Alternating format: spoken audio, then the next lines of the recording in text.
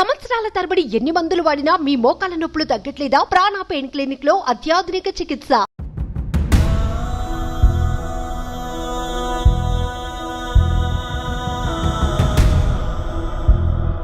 అక్కలు లేరు, చెల్లెళ్ళు లేరు, అన్నలు లేరు, తమ్ముళ్ళు లేరు, మేనమా లేరు, మేనత్త లేరు, అట్టిల్లు లేదు, పుట్టిల్లు లేదు. నా కొడుకులే నాకు దైవం అనుకున్నా.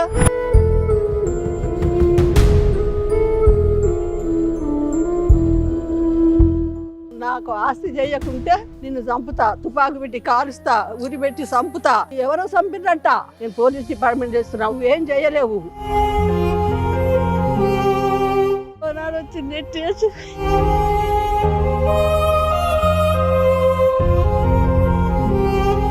ఇద్దరు కొడుకులు వచ్చి 4 గంటల నుంచి రేత్రి 10 గంటల దాకా నన్ను ఇంట్లో బంధించి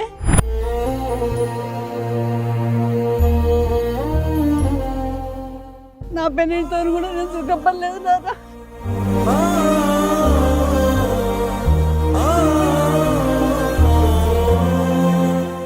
నాకు ఫైనల్గా నాయన ఇది ఒక్కటే నాకు న్యాయం చేయడానికి అంతే. నేను కోరేది ఏం లేదు.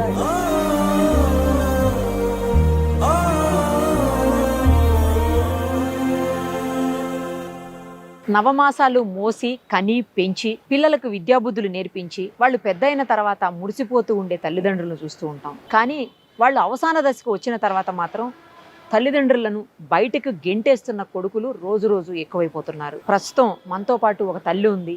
ఆవిడ హెచ్ఆర్సీని ఆశ్రయించారు. పోలీస్ స్టేషన్ల చుట్టూ తిరిగారు. ఇంకా పెద్ద మనుషుల దగ్గరికి వెళ్ళారు. వాళ్ళని వీళ్ళని కాళ్ళు పట్టుకుని బ్రతిమలాడారు. కొడుకుల్ని కూడా వేడుకున్నారు. అయినా కరగలేదు. ఉన్న ఆస్తినంతా రాయించుకుని అర్ధరాత్రి ఆమెను ఇంటి నుంచి బయటకు గెంటేశారు. ఏం చేయాలో తెలియక ఆమె చివరకు మానవ హక్కుల కమిషన్ని ఆశ్రయించారు. ఒకసారి ఆమెతో మాట్లాడదాం. ఆమె కష్టం ఏంటో తెలుసుకుందాం. అమ్మా నమస్కారం. నమస్తే. మీ అందరు నమస్తే. ఏడవకండి, ఏం జరిగింది చెప్పండి.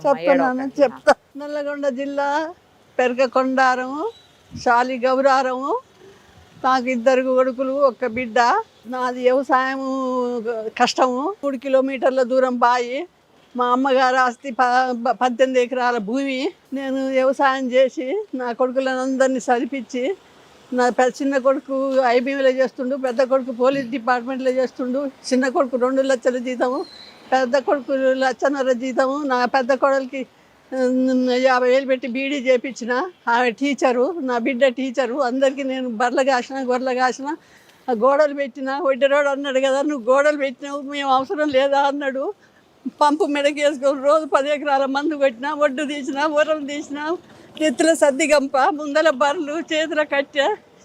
3 కిలోమీటర్ల దూరం బాయి పోయి వ్యవసాయం చేసి నా అమ్మగారు 12 ఎకరాల భూమి ఇచ్చిండ్రు. నేను 6 ఎకరాల భూమి కొనుక్కున్నా. వాళ్ళందరికీ చదువులు చెప్పించి జాబులు చేసిన. చదువుల కొరకు నల్లగొండకు వచ్చిన. పిల్లలకి అక్కడ చదువులు కావని ఒక్కొక్కరిని వేరే రాష్ట్రాల పేరు నాకు రానే రాదు.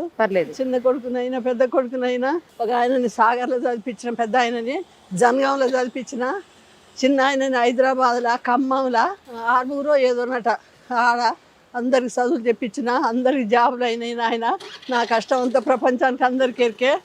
అక్కలు లేరు, చెల్లెళ్ళు లేరు, అన్నలు లేరు, తమ్ముళ్ళు లేరు, మేనమా లేరు, మేనత్త లేరు, అట్టిల్లు లేదు, పుట్టిల్లు లేదు. నా కొడుకులే నాకు దైవం అనుకున్నా. నన్ను ఎన్నో కష్టాలు పెట్టిండ్రు. ఆయన పెట్టినా నా కొడుకులు, అమ్మగారు అత్తగారు ఒక్కూరే. నా కొడుకుల పరువు తీయొద్దు అని నేను నా పెళ్ళిడి తెచ్చినాక 8 ఏళ్ళు నేను కడుపులో దాచుకున్న. వాళ్ళు ఎన్నో కష్టాలు పెట్టిండ్రు నా కొడుకులు. 2,000 కొడుకు అంటే నెట్టేస్తే ఇక్కడ తొడకట్టిన ఉందిగా. ఇక వాళ్ళు ఉండి ఏంది నీకు న్యాయమేనా? రఘుపతి రెడ్డి, నీ అమ్మ ఎంత కష్టం చేసింది, కోళ్ళ జాదింది, ఏ నుంచో నీళ్ళు ఎత్తుకొచ్చి కోళ్ళ జాదింది, నల్లగొండల బర్రెల జాదింది, ఇంటిని పాలు పోసి వచ్చింది, మీ అందరు నౌకర్లు చేపించింది. మీకు న్యాయమేనా అంటే మీరట మీ వాళ్ళట దొంగతనం చేసినట్ట మా అమ్మ చెప్పి ప్రతి వాళ్ళు తింటే ప్రతి వాళ్ళకు ఏదో మీరు లంగతనం చేసినట్టు, దొంగతనం చేసినట్టు ఇంకేరే మీరు చెప్పినట్లుగా క్రియేట్ చేశారు. నాకు మంచి పేరు ఉంది నాన్న. అదే కష్టం మంచి పేరు ఉంటే అది డిస్కౌంట్ చేయాలని నన్ను అట్లా బదనాం చేసిన ఆయన. నా ఆస్తి అంతా రేత్రిగా ఒక్కటే విషయం, నాకు ఆస్తి చేయకుంటే నిన్ను చంపుతా, తుపాకు పెట్టి కాలుస్తా, ఉరి పెట్టి చంపుతా. ఎవరో చంపినట్ట. నేను చంపినా. నేను పోలీస్ డిపార్ట్మెంట్ చేస్తున్నా, వకీళ్ళు ఎరికే, ముసాఫర్ సావులు ఎరికే, లంగలు ఎరికే, దొంగలు ఎరికే, అందరు నాకు తెలుసు. నువ్వేం చేయలేవు, నువ్వు అనుకుంటున్నావు నాకు భూమి పట్టా ఎందుకు చేయవని 4 ఏళ్ళు హింసించినా కానీ నేను పట్టించుకోలేదు నాన్న. తిట్టుకొని అన్న అంటే ఒకనాడు వచ్చి నెట్టేసి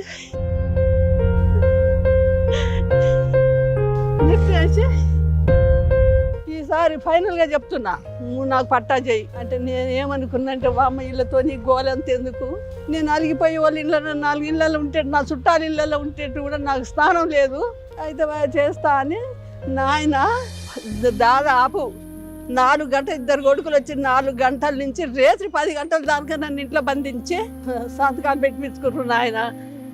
నాకు పానభయం ఉంది, ఇప్పుడు ఎవరికైనా పెళ్ళిళ్ళు పేరంటారు కూడా ఓట్లేను, వీడు నన్ను ఏడ చంపుతాడో అని నాకు అయ్యాల కొట్టి నెట్టేసినాడు. నాకు ఇక అదే భయం ఉన్నది, నాకు ఎవరైనా చెప్పుకోవడానికి కూడా ఎవరు లేరు అనుకొని నేను పట్టా చేసింది. ఆయన చేయంగానే ఇల్లు కూర కొట్టిండు, సరిగ్గా కౌలు పెట్టుకుండు.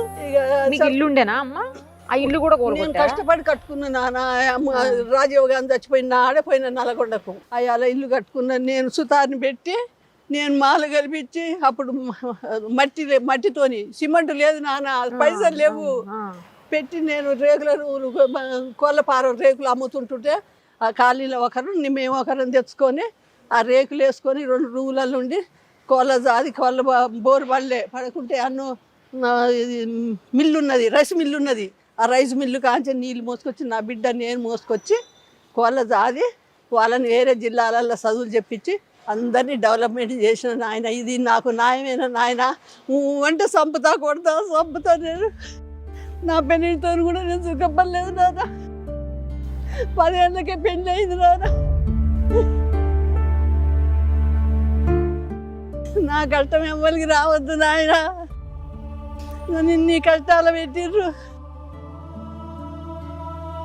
నాకు నాయన. నా అమ్మగారు ఆస్తి నేను 6 ఎకరాలు కొనుక్కున్నా, నా అమ్మగారు ఇచ్చింది 12 ఎకరాలు. మొత్తం తీసుకున్నారమ్మా? మొత్తం నా సెంటు భూమి లేకుండా నా కాడ 3 ఎకరాలు రైతు బంధు వచ్చేది. ఆ రైతు బంధు కూడా 5 లక్షలు ఉంటే తీసుకుంటారు. నేను ఇయ్యనంటే చిన్నోడు అన్నాడుగా, అమ్మ అన్ని ఇవ్వకుంటే నేను ఇస్తా, పిల్లగాని ఫీజు కట్టాలి అంటే ఇచ్చిన. ముందు మంచిగానే ఉండేటోళ్ళు, ఆస్తి ఇచ్చిన తర్వాత ఇట్లా అయ్యారా?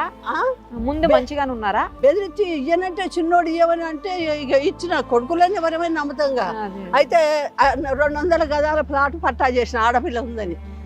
నా బిడ్డ చేసింది, వామ ఆడపిల్ల ఉందే ఇయ్యే అయితవాయే, తమ్మునికి పెద్ద నౌకరీ, చిన్నోనికి పెద్దోనికి పోలీస్ నౌకరీ ఇయ్యమ్మ అంటే 200 భూమి పట్టా చేస్తే అమ్ముకుంటే 40 లక్షలు వచ్చినాయి. ఇన్నవా నాయన? 40 లక్షలు పెట్టి బిడ్డ పెళ్లి చేసిండు. పిలవలే నాయన, బ్రహ్మాండంగా పెళ్లి చేసుకుంటూ నన్ను పిలవలేదు నాన్న. మనవరాల పెళ్లికి పెళ్లిలో మాత్రం ఇయ్యే డబ్బులు మాత్రం నేను ప్లాట్ ఇస్తేనే అమ్ముకొని బిడ్డ పెళ్లి చేసిండు. ఇది నాయన నాయన. ఏ తల్లి కన్నా ఇటువంటి అన్యాయం జరగొద్దు నాన్న. నేను కొడుకులు అనుకున్నా, నా కొడుకులే బలం అనుకున్నా, నాకు ఏ బలగం లేకున్నా లేదు, ఏ చుట్టాలు లేకున్నా ఏం లేదని నేను అట్లా భావించిన నాయన. నేను ఇట్లా చేస్తారనుకుంటే నేను ఇప్పటికి కూడా ఏ రైతు బాటముడి పోతుంటే కూడా సబ్సరేమన్న భయమే ఉంది నాయన నాకు. ఇప్పుడు నా బిడ్డని నా అల్లుని మస్తు తిట్లు, ఎందుకు వాళ్ళని ఎల్లగొట్టాలని. ఫోన్లు మీరు ఎక్కడున్నారమ్మా? మీ కూతురు దగ్గర ఉంటాను, ఎల్లగొట్టాలని వాళ్ళని. ఎందుకంటే ఇంక అల్లుడు పరాయంగా ఇష్టం వచ్చిన మాట్లాడితే ఎల్లగొడతాడని ఆయన కూతురు కూసుడు. నా ఫోన్ వాళ్ళే కొనిచ్చుడు, చిన్నోడు కొనిచ్చిండు. ఏది చిన్న ఫోన్ ఉంటుంది కదా నాన్న, అది డిస్కౌంట్ చేసిండ్రు. ఎందుకో డిస్కౌంట్ చేసిండ్రు. నేను జ్వరం వస్తే ఇల్లు మందలు ఇస్తుంటుంటే ఫోన్లు చేస్తే కలుస్తలేదట. కలవకుంటే నా బిడ్డకు ఫోన్ చేసిండ్రు. చేస్తే ఇక బ్యాలెన్స్ లేదేమని 500 బ్యాలెన్స్ చేసినా రావట్లే. రాకుంటే అప్పుడు మళ్ళీ కంపెనీకి ఫోన్ చేస్తే ఏం గోపాల్ రెడ్డి అట ఫోన్ డిస్కౌంట్ చేసిండ్రు అన్నాడు. డిస్కనెక్ట్ చేసేసిండ్రు. నేను వాళ్ళతో మాట్లాడితే మమ్మీ ఎమ్మటే ఫోన్ చేసి మామతో మాట్లాడొద్దు, మామని ఇంటికి రానియొద్దు, మీరు మా అమ్మ ఇంటికి పోవద్దు సార్, నేను సపరేట్గా ఉన్నాను నా ఇంట్లో. అలా అందరి బిల్డింగులు కట్టించిన నల్లగొండ బానూర్లే. మీరు ఒక్కళ్ళే ఉండేవాళ్ళ? నేను ఒక్కదాన్నే రేకుల రూములు ఇంకా 2-3 వేసుకున్నాం. అయితే ఇక ముసలోళ్ళు వాళ్ళు వీళ్ళు 16 ఏళ్ళ నుంచి ఇక వాళ్ళు మేము నేను ఒక్కదాన్ని కాకుండా అందరు సపోర్ట్గా ఉండేది. ఇప్పుడు ఆ ఇల్లు కూలగొట్టేసినాక మీరు కొడుకింటికి వెళ్ళారా? పెద్ద కొడుకింట్లో అంటే 3 ఏళ్ళకే వీళ్ళు నన్ను ఇబ్బంది పెడుతున్నారని 3 ఏళ్ళకే నా ఇంట్లోకి పోయినా. అటు వల్ల పెద్ద కొడుకు ఇంట్లోనే ఉన్నా. ఈడ 4 ఏళ్ళు ఉన్నా, ఆడ 4 ఏళ్ళు ఉన్నా నా పెనుడు చచ్చిపోయినాక. అయితే ఇంకా సాగల బట్టలు ఉతుకొద్దని చెప్పిండు. కాలనీలో నా ఇంటికి వస్తే మా అమ్మ ఇంటికి పోవద్దు, మీరు మా అమ్మని ఇంటికి రానియొద్దు. ఏ పాలోడన్నా ఏ పగోడన్నా ఇటువంటి ఇబ్బందులు పెడతారా బిడ్డ? అట్లా దద్దు అట్లనే ఉన్నది. విన్నవా? మంచి ఇప్పుడు ఇంట్లోకి పోతే మా కోడలు బాత్రూంలో ఇంట్లో బాత్రూంలో పోక అనేది, అంటే బయట మెట్ల కింది పోయేది. ఒకనాడు నేను 11 గంటల రేత్రికి పోతుంటే ఎందుకన్నా నా పెద్ద కొడుక ఏంది అమ్మ చీకట్లో పోతున్నావు అంటే, ఏం లేదు కొడుక మూత్రాన్ని పోతున్నట్టు, అది ఇంట్లో బాత్రూమ్ పెట్టుకుని అటు పోతుంది అన్నాడు. అంటే నీ భార్య వద్దని అనలే, వాళ్ళకి పంచాయతీ అవుతుంది బాగుండదు అనుకోని, వద్దు కొడుక ముసలోళ్ళు మూత్రం పోస్తే వాసన వస్తుంది కొడుక, అందుకని నేను బయటికి పోతున్నా అన్న. అటువంటి వాళ్ళ నాయనమ్మని, నా కోడలు వాళ్ళ నాయనమ్మని 95 ఏళ్ళ ముసలమ్మని ఏడాది చదివిన. డబ్బా పెట్టిన బాత్రూమ్ బయట ఉంటే ఇంత ఎత్తు అరుగులు ఉన్నాయి పెట్టి సాధిన. విన్నావా? అలా నా అమ్మమ్మకు చెయ్యి ఇరిగితే వాళ్ళ కోడలు అమెరికాలో ఉందని మా ఎఫ్రాలు ఏడ్చింది, నా కోడలు ఏడ్చుంటుంది. అమ్మమ్మకి ఇరిగిందంటే నేను నా పెద్ద కొడుకు పోయి తీసుకొచ్చి స్నానం పోసి బట్టలన్నీ గలీజుకుంటాయి అన్నీ పారేసి కొత్త బట్టలు కట్టిపించి దాకానం తీసుకుపోయి బాగు చేయించి, మా కొడుకు అన్నాడుగా మీ అమ్మమ్మకి ఏమైనా స్నానం పోసిన ముడ్డి అడిగాను చెయ్యి ఇరిగింది అంటే అన్ని అత్తమ్మని చేస్తుంది, నేనేం చేస్తలేను అన్నాను. విన్నావా? వాళ్ళ చెల్లె పెళ్ళికి పోయినా, ఏది మా కోడలు వాళ్ళు 3 అక్కలు చెల్లెళ్ళు, వాళ్ళకు ఇల్లు లేదు, అడిగిన చలక లేదు, తండ్రి లేడు, తండ్రి లేని పిల్లలని నేను చేసుకున్నా. తాగుబోతాడో దట్టోడో దొరికితే కష్టమవుతుంది, నా పెద్ద కోడలికి నా పెద్ద కొడుకే బదనాం వస్తుంది, తాగుబోతోంది తీసుకుపోయి ఇచ్చిర్రు అంటారని నా 2 కొడుకులకు 2 కోడళ్ళని చేసిన. వాళ్ళిద్దరు అక్క చెల్లెళ్ళ? సొంతం అక్కలు చెల్లెళ్ళు, తల్లి వచ్చింట్లో చేరింది. కానీ ఇక నడిపామ పెళ్ళికి పోయినా. ఇప్పుడు మిమ్మల్ని బయటికి పంపించేసింది ఎవరు? బట్టలు ఇసిరేసింది ఎవరు? బ్యాగ్ పెద్ద కొడుకు పెద్ద కోళ్ళే, పెద్ద కొడుకు ఇంట్లోనే ఉన్నా. ఇప్పుడు చంపుతా నరుకుతా చేస్తా అని మొత్తం ఈ పెద్ద పోలీస్ ఆయన అందరు నాకు తెలుసు. ఇద్దరు అలాగే అంటారా? ఒకళ్ళు అంటారా అలాగా? ఆయనేమో చిన్నగా అంటాడు, ఈయనేమో రెచ్చిపోయి ఊరంతా తిరిగి డప్పు కొడతాడు. వాడు ఏమైనా ఎదురుగా మాట ఉంటేనే ఒక మాట అంటాడు. ఒకసారి చేత కాలేదు నాన్న, 4 ఏళ్ళు వాళ్ళ ఇంట్లో ఉన్నా, చేత కాకుంటే నేను పండుకుంటే ఇల్లు లేచిపోయింది. అంత చేత కాకుంటున్నావా ఇంట్లో పని చేయకుండా అని నా చిన్న కొడుకు ఆరంతం చేసిండు. కాదమ్మా, పోలీస్ స్టేషన్కి వెళ్ళి కేసు పెట్టకపోయారు ఇట్లా చేస్తున్నారని? ఒక్కసారి ఒక్కటే విషయం నాన్న, నా పెనిమిడి తోడ 5 అన్నల తమ్ముళ్ళు. నా అమ్మగారు ఊళ్ళోనే, నా అత్తగారు ఊళ్ళోనే. నా అమ్మగారు పాలోళ్ళు నా అత్తగారు పాలోళ్ళు నవ్వుతారు. నా పెనిమిటి ఏ కష్టం చేయకుండా నేను కష్టం చేసి సాధిన, నా గుట్టు బయటపడొద్దనుకోని నేను ఇన్నేళ్ళు కాపాడినాను. ఇప్పుడు నన్ను దూరం చేసిన 5 ఏళ్ళు అయింది. 5 ఏళ్ళకైనా నేను ఒక్కనాడు కూడా వాళ్ళ ఒక్క మాట అనలేదు. ఇక ఎందుకంటే ఇవాళ కోపం రేపు ఉండదు. రామాయణ నా బిడ్డ ఏమన్నది, నా అల్లుడు ఏమన్నాడు, ఎందుకు నువ్వు తొందరపడతావు, ఏడికి పోకు, నీకు బోకర్వా, మేము దాస్తాం, కొయ్యాలన్న కోపం రేపు ఉండదు, వాళ్ళే వస్తారులే అని అనుకున్నారు. అని నన్ను 5 ఏళ్ళు ఆపింది. నేను అన్నా, మీరు ఏది ఆపినా నేను ఎన్ని ఏళ్ళు ఉంటా, ఇలా మాట అంటే ఇక్కడ భూమి పెడితే అక్కడ కూర్చుంటా. రేపు మంచార పడితే నెలకు 20 ఏళ్ళు అయినా మనిషి వాళ్ళు దొరకటం లేరు. నా అమ్మగారి ఆస్తంతా వాళ్ళు తింటారు. వెట్టి శాతం నేను నా పెనిమిటిని డయాలిసిస్ అయితే నా అల్లుడు వాళ్ళు నౌకర్లు చేసుకుంటుంటే ఆయనేమో ఎక్కడో ఉన్నాడు, చిన్న ఆయన జాబ్కు, పెద్ద ఆయనేమో సూర్యాపేటలుండు. నా అల్లుడు 6 ఏళ్ళు తిప్పిండు డయాలిసిస్ అయితే. మీ హస్బెండ్ని? నా పెనిమిటిని డయాలిసిస్ అయింది. హైదరాబాద్ నాకు తెలియదు కదా నాన్న, ఎన్నో దాఖలు తిప్పి బాగా చేపించిండు.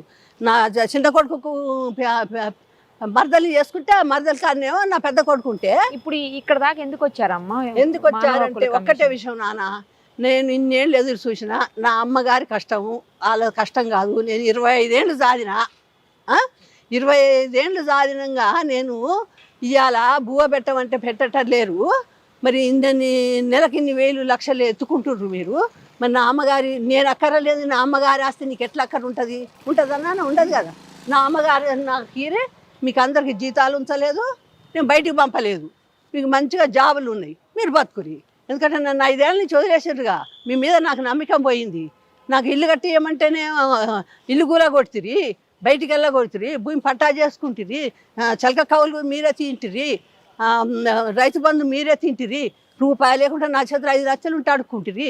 ఇదేనా న్యాయం నా కొడుకులది? అందుకని నా అమ్మగారు ఆస్తి నాకు కావాలి. నమస్తే అండి. నమస్కారం. ఈ పిచ్చమ్మ గారి కేసు మీరే డీల్ చేస్తున్నట్టున్నారు. అవునండి. ఏమి ఇప్పుడు హ్యూమన్ రైట్స్ మీరు ఏం అడుగుతారు? ఈరోజు 4/9/2024 నాడు పులగం పిచ్చమ్మ పెరకకొండారం గ్రామస్తులు, నల్గొండ జిల్లా వాసులు. తన ఇద్దరు కన్న కొడుకులు తన పుట్టింటి ఆస్తి, తన కష్టార్జితం స్వార్జితమైన భూమి, ఇల్లు అన్నీ బలవంతంగా వాళ్ళ పేరు మీద రాయిపించుకొని తల్లిని 2019లో కొట్టి ఇంట్లోంచి వెళ్ళగొట్టడం జరిగినది. అప్పటి నుంచి ఈ తల్లి తన కూతురైన రమా దగ్గర నివసిస్తున్నారు. ఈ తల్లి తన మొత్తం ఆస్తి కొడుకులు కొట్టేసినా వాళ్ళ మీద ఎలాంటి చర్యలు తీసుకోవాలన్నా వాళ్ళ పెద్ద కొడుకైన పులగం రఘుపతి రెడ్డి పోలీస్ డిపార్ట్మెంట్ నందు పనిచేస్తున్నారు. ఈ రఘుపతి రెడ్డి సొంత తల్లైనా కూడా ఈ పోలీస్ డిపార్ట్మెంట్లో పనిచేస్తున్నా, నేను నిన్ను ఎలాగైనా నీ అంతమంది ఇస్తాను, నీ ఆస్తి మాకు రాసిచ్చావు, ఇంకా నీ పనిని నువ్వు చూసుకో, నువ్వు ఎక్కడన్నా ఉండు, ఎక్కడ పోయినా సచ్చినా బతికినా మాకు సంబంధం లేదు, మా దరిదాపుల్లో కూడా నువ్వు రావాల్సిన అవసరం లేదు అని చెప్పారు. అయితే ఈ తల్లి ఈరోజు బతకడానికి ఉండడానికి నీడ లేదు, తినడానికి తిండి లేదు, తన కష్టార్జితం స్వార్జితం తన పుట్టింటి ఆస్తి కూడా కన్న కొడుకులే కొట్టేశారు. బాధ్యతగా ఉండాల్సిన కన్న కొడుకులు అతి ఘోరంగా హింసించి అవమానించి ఇంట్లోంచి ఎల్లగొట్టి నీడ లేకుండా చేస్తే తను తగు రక్షణ, అలాగే తన ఆస్తి కూడా తనకి ఇప్పించాలని చెప్పి రైట్ టు ప్రాపర్టీ, అలాగే right to life and personal Liberty ఎంచుకొని హ్యూమన్ రైట్స్ కమిషన్ని ఈరోజు ఆశ్రయించడం జరిగినది. నాకు తగు రక్షణ నా బిడ్డల నుంచి కలుగు చేయాలని చెప్పి హ్యూమన్ రైట్స్ కమిషన్ వారిని వేడుకొనడం జరిగినది. హ్యూమన్ రైట్స్ కమిషన్ వారు ఈరోజు ఈ పిచ్చమ్మ గారి సోదరు పిచ్చమ్మ గారి పిటిషన్ స్వీకరించి విచారణకు పిలుస్తామని చెప్పినారు. నాకు ఏది అయినా, నా బిడ్డకి ఏదైనా నా కొడుకులే బాధ్యత. చచ్చిపోతే నా బిడ్డ చచ్చిపోయినా, నన్ను చంపినా, ఎవరు చంపినా వాళ్ళదే బాధ్యత. అది మాత్రం నాకు న్యాయం చేయాలి. మున్సిపల్ కోర్టు కానీ, సెషన్ కోర్టు కానీ, హైకోర్టు కానీ మీ అందరికీ మీ నమస్కారాలు చేస్తున్నా. వకీళ్ళకి కానీ, మున్సిపల్ సావులకు కానీ ఇటువంటి కష్టం ఏ అమ్మకి రావద్దు, ఏ కొడుకులు ఇట్లా చేయొద్దు. నాకు ఫైనల్గా నాయన ఇదొక్కటే నాకు న్యాయం చేయదు, అంతే. నేను కోరేది ఏమి లేదు నాయన. సుమన్ టీవీలో మీ పర్సనల్ అండ్ బిజినెస్ ప్రమోషన్స్ కోసం కింది నెంబర్కి కాంటాక్ట్ చేయండి.